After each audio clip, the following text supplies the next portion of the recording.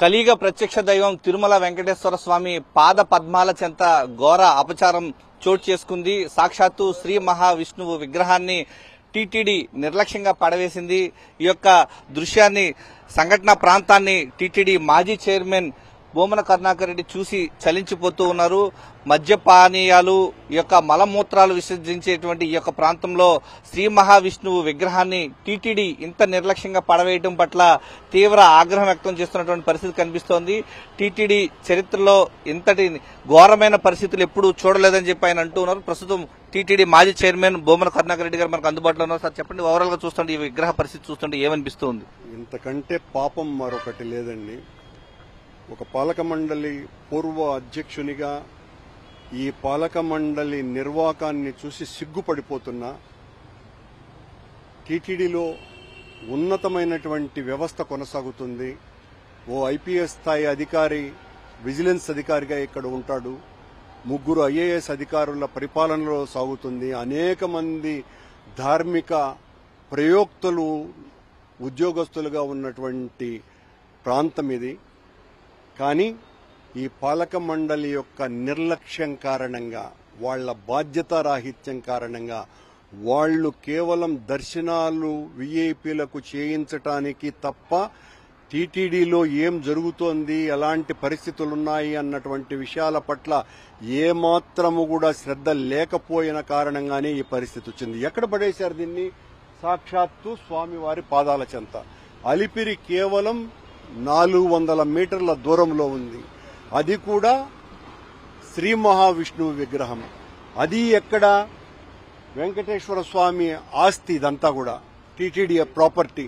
ఆ ప్రాపర్టీలో ఇక్కడ మందు బాటిళ్లు కనపడుతున్నాయి, పక్కనే టాయిలెట్ ఉన్నది, ఇక్కడ రౌడీ మూకలన్నీ కూడా తిరుగుతున్నాయి. వాళ్ల మలమూత్రాల మధ్యన శ్రీ మహావిష్ణువును పండబెట్టినారు అనంటే ఇంతకంటే ఘోరము, నేరము మరొకటి ఉన్నదా? ఇంత దారుణమా? ఈ పాలక మండలిని వెంటనే రద్దు చేయాల్సినటువంటి అవసరం ఉన్నది. దీన్ని చూస్తే ఈ అధికారులు సాక్షాత్తు చంద్రబాబు నాయుడు గారి బాధ్యత వహించాలి దీని మీద.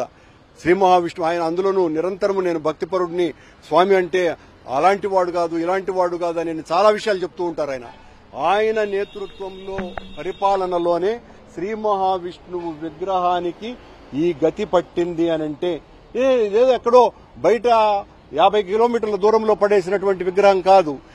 పాదాల చెంత, వెంకటేశ్వర స్వామి పాదాల చెంత భగవంతునికి ఇంత దారుణమైనటువంటి పరిస్థితి దాపురించింది అనంటే అసలు ఏం మాట్లాడాలనో కూడా అర్థం కావటం లేదు. వీళ్లను ఏమనాలనో తెలియటం లేదు. స్వామిని పడేయటమే కాకుండా అది కూడా ఈ రకంగా మందు బాటిళ్ల మధ్యన మలమూత్రాలు విసర్జిస్తూ వీళ్ళందరూ కూడా ఆటో టాక్సీల డ్రైవర్లు చేసే పనులు వేరట, అది వాళ్ళు చెప్తున్నారు కూడా. దీని మధ్యన ఈ రకమైనటువంటి పరిస్థితి దేవుడికి దాపురించేటట్టు చేసినటువంటి ఈ దుర్మార్గ పాలక మండలిని తక్షణమే రాజీనామా చేయాల్సినటువంటి వాళ్ళని అసలు వెంటనే ఆ పాలక మండలిని రద్దు చేయాల్సినటువంటి అవసరం ఉన్నది. ఈ అపచారం పట్ల ముఖ్యమంత్రి చంద్రబాబు నాయుడు గారి క్షమాపణలు చెప్పాలా హిందువులకందరికీ కూడా.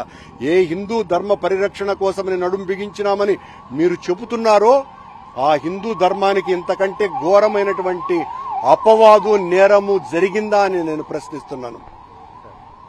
ఇంతకంటే దారుణం మరొకటి లేదు. మీ పాలనలో ఈ రకమైనటువంటి దుస్థితిన్నది.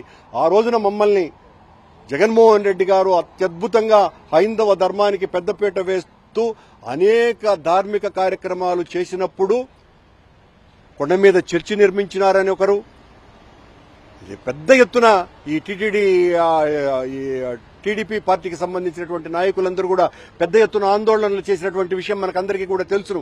కొండ మీద ఏదో ఒక కారు పోంగానే అదిగో అక్కడ క్రైస్తవ ప్రచారం, ఇస్లాం ప్రచారం జరుగుతోంది అని మాట్లాడుతూ వచ్చినారే.